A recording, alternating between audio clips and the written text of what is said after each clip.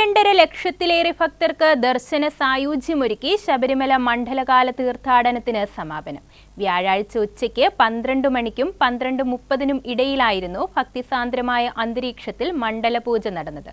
രാത്രി ഹരിവരാസനം പാടി നടയടയ്ക്കും. തുടർന്ന് മകരവിളക്ക് മഹോത്സവത്തിനായി ഡിസംബർ 30 വൈകിട്ട് 5 മണിക്ക് ശബരിമല നട വീണ്ടും തുറക്കും. ജനുവരി 1 മകരവിളക്ക്. ബുധനാഴ്ച വരെ 32,49,756 പേരാണ് ദർശനത്തിനെത്തിയത്.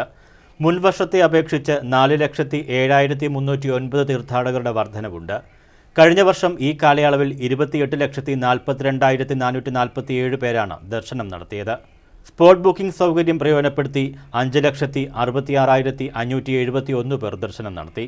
മണ്ഡലപൂജയുമായി ബന്ധപ്പെട്ട ക്രമീകരണങ്ങളുടെ ഭാഗമായി ഡിസംബർ 25, 26 തീയതികളിൽ സ്പോട്ട് ബുക്കിംഗ് 5,000 പരിമിതപ്പെടുത്തിയിരുന്നെങ്കിലും ശബരിമലയിലെത്തിയ എല്ലാ ഭക്തരും ദർശനം ഉറപ്പാക്കിയിട്ടുണ്ട്. തങ്കയങ്കി ഘോഷയാത്ര സന്നിധാനത്തെത്തിയ ബുധനാഴ്ച 62,877 പേരാണ് ദർശനത്തിനെത്തിയത്. 9,773 പേർ ഇതിൽ സ്പോട്ട് ബുക്കിംഗ് വഴിയാണ് എത്തിയത്. ഇന്ന് ഉച്ചയ്ക്ക് 12 മണി വരെ വെച്ചൽ ക്യൂ സ്പോട്ട് ബുക്കിംഗ് വഴി 19,968 പേർ എത്തിയെന്നാണ് കണക്ക്. ഇതിൽ 4,106 പേർ സ്പോട്ട് ബുക്കിംഗ് വഴി എത്തിയതാണ്. ബുധനാഴ്ച വരെയുള്ള കണക്കനുസരിച്ച് പുല്ലുമേട് വഴി ദർശനത്തിനെത്തിയത് 74,764 പേരാണ്. കഴിഞ്ഞ വർഷം ഈ കാലയളവിൽ 69,250 പേരാണ് എത്തിയത്. News bureau, Sannidhanam.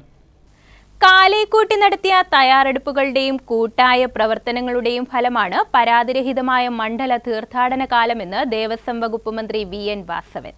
മണ്ഡലപൂജാ ക്രമീകരണങ്ങളും മകരവിളക്ക് ഒരുക്കങ്ങളും വിലയിരുത്താൻ ശബരിമല സന്നിധാനത്ത് സന്ദർശനത്തിന് എത്തിയതായിരുന്നു മന്ത്രി.